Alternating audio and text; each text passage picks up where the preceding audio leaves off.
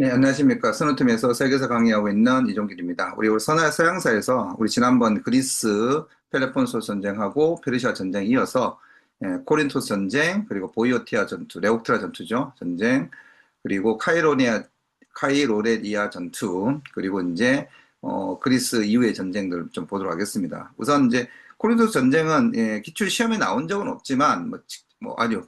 2014년 전에 한번 나왔었거든요. 그래서 한번 잘 보셔야 되는데 일단 가장 중요한 배경은 여기도 지금 잘 적혀있는 스파르타의 제국주의화가 가장 중요한 배경입니다. 그러니까 여기도 지금 설명이 잘 되어 있는 것처럼 자, 아테네 펠로폰스 전쟁 이후에 아테네가 이제 패배하고 스파르타가 힘이 세졌는데 스파르타가 오히려 아테네보다 더욱더 못된 짓을 하고 다녔다 이런 이야기죠. 구체적 내용을 보면 여기도 본처럼 각 폴리스의 군대와 감독관을 파견하고 두 번째 고액의 공납금을 요구하면서 뭐 이걸 쓰라고 하지는 않겠지만 그래도 한번 봐두실 필요는 있습니다. 그래서 각 폴리스의 군대와 감독관을 파견하고 고액의 공납금을 요구하는 등 아테네와 더욱더 억압적인 제국주의 수탈 정책을 하니까 여기에 이제 아테네가 열받는 거죠. 그래서 아테네가 과거의 동맹 도시들을 다시 연합하고 여기에 이제 새로 신흥 강자가 등장했던 테베가 연합을 하려고 하는 거죠. 자, 이 과정에서 이제 누가 개입하느냐? 페르시아가 개입한다. 뭐 페르시아가 뭐 요거 테베와 코린토스를 지원해서 스파 전쟁 요거는 모르셔도 괜찮아요. 알면 좋지만 몰라도 되는데 핵심은 그게 아니라 이 과정에서 즉 다시 말하면 그리스 내부에 지금 권력 싸움이 생긴 거 아닙니까? 스파르타가 점점 너무 힘이 세지고 못된 짓을 하니까 다른 도시국가들이 폴리스들이 반발하고 여기에 이제 누가 개입한다? 페르시아가 개입한다는 게 중요한 거죠. 그래서 그 페르시아가 개입을 해서 안달키다스 평화죠. 안달키다스 안탈이죠. 안탈. 그래서 안탈키다스 평화죠. 안탈키다스 평화조를 체결한다. 그럼 안탈키다스 평화의 핵심적 내용이 뭐냐? 딱 두 가지가 있습니다. 그 이연에 있는 거, 뭐 평화를 준수하지 않는 국가에 대해서 왕이 직접 전쟁을 선포한다. 요게 이제 요것도 뭐 중요하지만 더 중요한 핵심은 앞부분에 있는 거죠. 자, 페르시아가 소아시아 지역에 있는 폴리스에 대한 지배권을 장악하고, 즉 소아시아 지역에 있는 폴리스는 내 거다 이거죠. 건드리지 말라 이죠. 대신에 너희들을 안 건드릴게. 다른 이제 여기서 말하는 거는 어디일까요? 다른 그리스 국가에 대한 독립은 다른 이제 발칸반도에 있는 그리스의 폴리스에 대해서는 건드리지 않겠다 이 이야기 아닙니까? 그죠? 요 두 가지 이야기를 하는 거죠. 그리고 이걸 이행하지 않으면 내가 가만두지 않겠다. 이렇게 하자 이와 같은 그리스 내부의 정치에 이제 외세가 개입하는 것에 반발해서 누가 등장한다? 이소크라테스가 등장하고 이 이소크라테스가 무슨 주장을 했다? 범그리스주의. 내용 가지고 간단하죠. 우리의 공동적은 누구다? 스파르타도 아니고 테베도 아니고 아테네도 아니고 누구다? 페르시아다. 그러니까 페르시아를 우리는 공격해야 된다. 그래서 페르시아에 대한 공동 원정을 주장했던 거고 이것이 이후에 필리포스 2세와 알렉산드로스에게 영향을 주게 된 거죠. 일단 그렇게 정리하시면 되고요.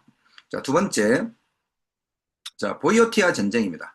자, 보이오티아 전쟁, 보이오티 지방은 제가 이제 우리 수업 시에도 여러 번 얘기했듯이 테베를 중심으로 하는 그리스 중부 지역에 보이오티아 지방이라는 지역이 있습니다. 그죠? 그 보이오티아 지역이 있고 그 보이오티아 지역에서 이제 전쟁이 발생하는 겁니다. 자, 첫 번째 이야기 스토리는 이렇습니다. 아테네가 이제 2차 해상 동맹을 결성합니다. 지금 조금 전에 봤던 코린토 전쟁 이후에 한 10년이 지나요. BC 한 378년, 요거는 이제 BC 317년이죠. 그로부터 한 10년쯤 지난 상태에서 아테네가 이제 다시 힘이 좀 세지면서 과거의 델로스 동맹을 다시 부활시키는 거죠. 그러면서 이제 테베와 동맹을 결성 혹은 시도를 했는데 테베가 보기에는 테베가 굳이 내가 아테네하고 왜? 내가 힘이 센데. 그러니까 테베는 따로 보이오티아 동맹을 결성해서 테베는 따로 보이오티아 동맹을 결성해서 아테네와 동맹이 결렬됩니다. 요거는 뭐 그렇게까지 중요한 건 아닙니다. 그런 게 있다 정도로만 듣고 지나가셔도 됩니다. 그리고 여기 낙소스 해전 이것도 뭐 굳이 모르셔도 됩니다. 핵심은 이게 아니라 자, 테베가 보이오티아 동맹군이 테베를 중심으로 하는 보이오티아 동맹군이 누굴 격파했다? 스파르타를 격파했다. 어디서? 레옥트라에서. 레옥트라 혹은 레오크트라에서. 이게 중요하죠. 그럼 이게 첫 번째 중요한 건 뭐냐면 레옥트라 전투가 뭐다? 자, 테베와 스파르타가 싸운 거다. 테베로 대표되는 보이오티아 동맹과 스파르타가 싸운 거다. 그래서 누가 이겼다? 테베가 이겼다. 그럼 누가 간다? 스파르타가 간다. 마탱이 간다는 이야기죠. 자, 그러면서 테베가 그리스 세계의 중심을 장악하고 그리고 메세니아 해방으로서 스파르타의 기반이 붕괴되었다. 이건 반드시 기억해 주셔야 됩니다. 그죠? 굉장히 기출문제에 나왔던 부분이니까 반드시 정확하게 기억해 주셔야 됩니다. 자, 카이로니아 전투도 이제 마찬가지로 중요한데, 자, 이렇게 해서 이제 내부적으로 막 치고받고 싸우는 과정에서 오히려 어떻게 보면 뭐죠? 테베가 힘이 세진 건 맞지만 그리스 남부 지역입니다. 그리스 남부 지역에, 발칸반 남부 지역에 있는 도시 국가들은 힘이 서로 내전을 벌인다고 힘이 빠진 거죠. 이 과정에 누가 성장한다? 마케도니아가 성장하는 거죠. 마케도니아가 성장하는 거고. 자, 그러자 이제 아테네에서 이제 두 파가 갈라지는 거죠. 그러면 우리는 지금 누구하고 손을 잡아야 되냐? 지금 성장하고 있는 마케도니아와 손을 잡아야 되냐? 아니면 이제 지금 현재 잘 나가고 있는 테베와 손을 잡아야 되냐? 이렇게 옥신각신 했겠죠. 그죠? 이 과정에서 이 사람 듣기만 하시면 됩니다. 데모스테네스가 중심이 되어서 아테네와 테베가 손을 잡아야 된다. 라고 하면서 반 마케도니아 전선을 했는데 결과론적으로 패착이죠. 어디서 졌습니까? 카이로니아 지역에서 전투를 했는데 아테네와 테베 연합군이 마케도니아 필리포스 2세에게 완전히 박살나는 거죠. 자, 그러면서 이제 결과는 제일 중요한 거죠. 마케도니아가 그리스의 세계의 지배권을 장악했다. 이게 제일 중요한 거고. 그 다음에 약간 좀 심화로 물어보세요. 이게 왜냐면 기출문제 나왔기 때문에 그래서 한 칸 더 갈 필요가 있습니다. 한 칸 더. 우리가 기출문제 나오지 않은 주제를 아주 너무 깊게 들어갈 필요, 특히 조수하시는 분들은 깊게 들어갈 필요 없는데, 일단 기출문제 나왔던 건 정확하게 정리하셔야 되고, 그리고 이제 가능하다면 조금 한 칸만 더 간다면 여기서 자, 필리포스 2세가 어떻게 했죠? 그리스의 폴리스에도 도시를 쿠이앞해서 뭘 맞았다? 코린토스 혹은 코린트 동맹 혹은 또 다른 말로 헬레네스 동맹이라는 걸 결성했다 이거죠. 이걸 결성해서 이제 페르시아 원정을 준비하는데 암살당하게 되고 그 아들이었던 알렉산드로스가 원정을 하게 되는 거죠. 자, 여기까지가 제일 중요합니다. 그리고 그 다음에 있었던 헬레넴 지역 전투는 알렉산드로스 동방 원정 정도만 중요하고요. 나머지는 너무 그렇게 특히 제가 초수 기준을 말씀드리는 겁니다. 이게 우리가 뭐 이제 조금 공부를 하셨던 분들은 여기 또 어느 정도 기억도 하고 그리고 혹시 모르니까 암기해둘 필요도 있지만 초수이신 분들은 딱 이 알렉산더 동방 원정에서 어디 이소스 전투하고 가오가멜가 전투 정도만 기억하시면 됩니다. 특별히 제가 설명드리지 않겠습니다. 이거는 뭐 잘 알고 계실 거고 이소스 전투에서 이제 승리한 것이 사실 승패의 거의 결정적인 거죠. 알렉산드로스가 당시 페르시아 국왕 다리우스 3세에게 대성을 걷게 되고 그리고 그 이후에 가오가멜라 전투에서 사실상 이제 뭐 페르시아를 멸망시킨 거죠. 이때 이제 다리우스 3세는 도망을 갔다가 결국 이제 사로잡혀서 죽게 되는 겁니다. 자, 그 다음을 이제 보시면 자 1차 마케도니아 전쟁이 있는데 이건 모르셔도 괜찮습니다. 1차 마케도니아 전쟁은 2차 포에니 전쟁, 우리 흔히 말하는 무슨 전쟁이죠? 한니발 전쟁이죠. 한니발 전쟁 중에 발생했다. 그럼 왜 발생했느냐?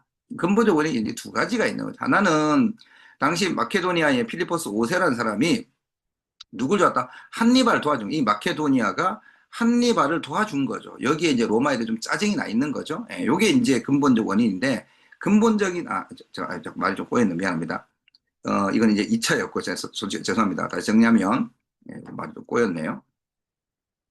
자, 1차 마케도니아 전쟁은, 자, 당시 그리스 중부에 썼던 그 아이톨리아 연맹하고 마케도니아가 다시 이제 힘이 한번 빠졌다가 다시 힘이 세지는 거죠. 특히 이제 필리포스 5세라는 사람이 참 중요한 인물인데, 이 필리포스 5세가 다시 힘이 세지니까 그리스의 중부가 이제 바로 마케도니아 바로 밑에 있는 게 그리스 중부 아닙니까? 그리스 중부의 핵심적인 연합체가 아이톨리아 연맹이고 얘들이 로마한테 도움을 요청한 거죠. 자, 이 싸움은 뭐 그냥 흐지부지 그냥 끝났다 보십니다. 크게 뭐 누가 이기고 졌다 이렇게까지 뭐 크게 대단한 건 아니었고요. 자, 그 다음에 전쟁이 끝나고 난 다음에 2차 포에니 전쟁이 끝나고 난 다음에 아까 말씀드린 것처럼 마케도니아가 한니발 전쟁 중에 한니발 도와줬거든요. 거기에 대한 로마의 불만 이게 있었고, 자, 그래서 이제 그것이 연합이 되어서 그리스의 아이톨리아 연맹하고 로마가 연합해서 마케도니아 필리포스 5세를 격퇴하게 된 거죠. 이렇게 된 겁니다. 자, 그리고 이제 3차 마케도니아 전쟁은 자, 로마하고 마케도니아하고 싸우는 거죠. 로마하고 싸우는데 이때 로마의 이제 마케도니아의 이제 대표가 누구냐? 바로 필리포스 5세 아들이었던 페르세우스가 다시 우리 아버지의 그 복수를 하겠다. 이렇게 붙었는데 완전히 지게 되고 이 과정에서 수많은 그리스 정치인들이 로마로 끌려가게 되고 그리고 마케도니아에 가세한 아이톨리아, 이때는 이제 아이톨리아 연맹이 이제 로마 편이 아니고 어디 편이었다? 마케도니아 편이었던 거죠. 왜냐면 로마가 점점 힘이 세지니까. 그리고 그 사람들이 다 상당수 지도자들이 죽게 된 거죠. 자, 그리고 4차 마케도니아 전쟁은 대장장이 아들로 알려져 있는 안드리쿠스라는 사람, 듣기 마세요. 이 사람이 자기가 페르세우스의 아들이다. 다시 말하면 필리포스 5세의 손자다.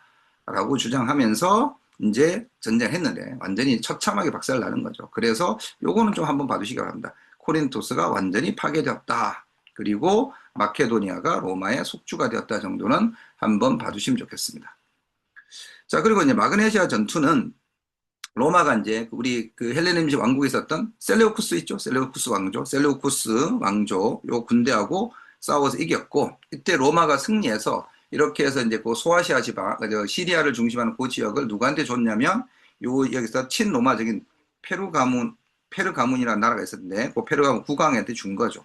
그리고 페르가문 왕이 죽으면서 유언으로 자신의 모든 이제 땅 영토와 왕국을 로마에 기증을 했고, 그래서 이제 로마는 이것을 아시아라고는 속주를 만들었어요. 이게 이제 기원전 133년 수업 시간에 여러 번 이야기했듯이 이때가 티베리우스 그라쿠스가 이제 개혁을 할 때 그때 이걸 이용해서 개혁을 추진했다 이렇게 이야기했어요. 말씀드렸죠. 그다음 미트리다테스 전투는 그렇게 신경 안 쓰셔도 됩니다. 요거는 어떤 거냐면 이제 그리스 로마가 이제 점점 힘이 세지니까 흑해 연안에 이제 폰토스라고 하는 왕국이 있고, 이 폰토스 국왕 이름이 이제 미트리다테스예요. 이 사람이 로마에 저항했는데 결국 이제 졌은 거죠. 로마가 지금 뭐 쭉쭉쭉 나가고 있으니까. 이때는 이제 기원전 1세경 여기 나오죠. 기원전 84년.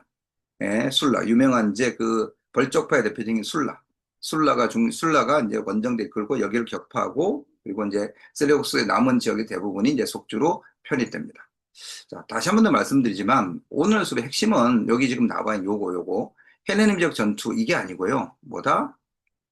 자, 코린토스 전쟁, 그리고 보이오티아 전쟁, 카이로네이아 전투만 잘 기억해 두셔도 굉장히 잘 하시는 겁니다. 다시 한 번 더 정리해 볼까요?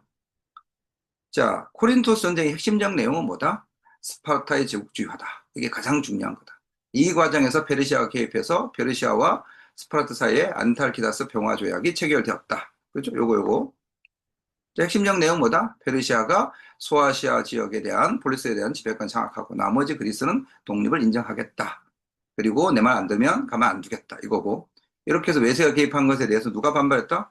이소크라테스가 반발했다. 그게 뭐다? 그리스주의다. 이렇게 보시면 되고요. 그 다음 보이오티아 전쟁은 자, 뭐 해상도 뭐 이런 것까지 정확히 보셔야 됩니다. 핵심은 뭐냐면 자, 테베하고 이제 스파르타가 본격적으로 붙는 거죠. 그래서 테베가 보이오티아 동맹이라고 하는 걸 결성해서 누가하고 스파르타가 싸워서 이겼다. 그게 무슨 전투다? 레우트라 전투다. 자, 그러니까 어떻게 됐다? 테베가 그리스 세계 주도권을 장악하고 스파르타 힘을 완전히 빼기 위해서 메세니아 지방을 해방시켰다. 자, 이렇게 되니까 이제 테베가 그리스의 최강국으로 성장하는데 북방에서 누가 성장하고 있었다? 마케도니아가 성장했다. 필리포스 2세가 등장하고 있었다. 그래서 그 둘 사이에 전쟁이 벌어지는데 이 과정에서 아테네는 결국 판단 실수를 한 거죠. 마케도니아 손을 잡는 게 아니라 테베와 손을 잡아 싸웠다가 어디에서 카이로네이아에서 완전히 박살이 나는 거죠. 그래서 마케도니아가 그리스 세계에 대한 지배권을 장악하고, 굳이 하나 더 이야기하면 코린토스 동맹 혹은 헬레네스 동맹을 결성했다. 그 정도만 기억하셔도 오늘은 굉장히 충분합니다. 자, 오늘 여기까지 말씀을 드리고요. 다음 시간에는 이탈리아의 이제 우리 좀 복잡한 전쟁들을 공부하도록 하겠습니다.